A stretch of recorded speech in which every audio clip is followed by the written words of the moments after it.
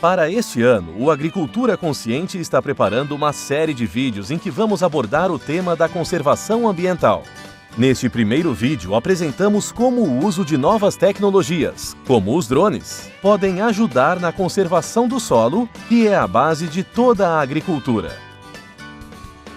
O que é um drone ou VANT, veículo aéreo não tripulado? Qual a distinção entre cada um desses nomes, né? O VANT é o nome científico, a técnica é veículo aéreo não tripulado. O drone é o nome popular, é o nome que ficou conhecido a tecnologia, principalmente porque ele se lembra do inglês, que vem o zangão, o barulho que o zangão faz, né? Aquele zumbido, e aí foi por isso que foi associado ao nome drone. Do ponto de vista técnico, ele não é usado, mas do ponto de vista de mídia, de usuário, é realmente o que foi adotado pelo agricultor, por todos os usuários. Então o drone hoje ele tem o quê? Ele é um aviãozinho com sensores embarcados que permitem monitorar, que permitem fazer como se fosse o olho do agricultor por cima da lavoura. Na verdade é uma forma de visualizar a área e verificar o que está acontecendo de diferenças ali dentro. Então a composição de um drone é toda a parte de componentes que controlam o voo, com um avião convencional, mais sensores que servem para monitorar. Então, no caso, sensores em geral são câmeras. E aí tem vários tipos e modelos de câmeras para cada caso em que quando a gente fala que tem um melhor ou pior, vai depender do que ele tem que ser feito, então qual o sensor mais adequado ou menos adequado. Como o drone pode ser aplicado na agricultura? Cada uma dessas categorias, elas têm a sua utilidade na agricultura, no meio ambiente.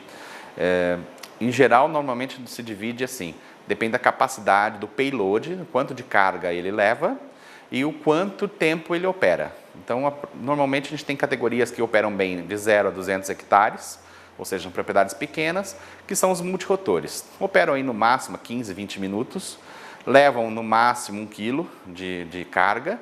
Isso aí dá para fazer bastante coisa para as pequenas propriedades. De 200 hectares a 1.000 hectares, a gente já iria para as asas fixas, começa a ter uma performance melhor de operação, e os multirotores maiores, né, que têm uma envergadura maior. Acima de 1.000 hectares já se recomenda mais o uso de asa fixa mesmo, porque são os aviões que têm um desempenho melhor em termos de performance e mesmo a relação carga que ele pode levar em termos de sensor, ele atinge melhor essa categoria de propriedades.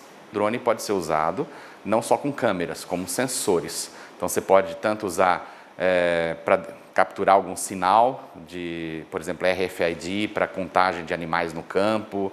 Você pode usar o drone também para plantar. Então tem alguns casos que você pode gerar o plantio, principalmente de árvores, de reflorestamentos com sementes organizadas e plantadas por um VANT. Pode usar o VANT ou drones para monitoramento de pragas e doenças, usando liberação de insetos. Então existe uma gama muito grande. Principalmente para a área de conservação, na área de meio ambiente, a gente foca nos sensores de câmeras, né? São sensores que nos permitem visualizar a área, identificando alterações, doenças, pragas e tudo mais. Quais os benefícios de sua utilização para a conservação do solo? Para a conservação do solo, o drone, o requisito mínimo é que se tenha uma câmera no visível, para começar, por exemplo, observações mais simples, onde você já visualiza, por exemplo, áreas de falhas de cobertura. O fundamental para a gente é proteger o solo com a planta, à medida que ela está crescendo, para evitar a erosão.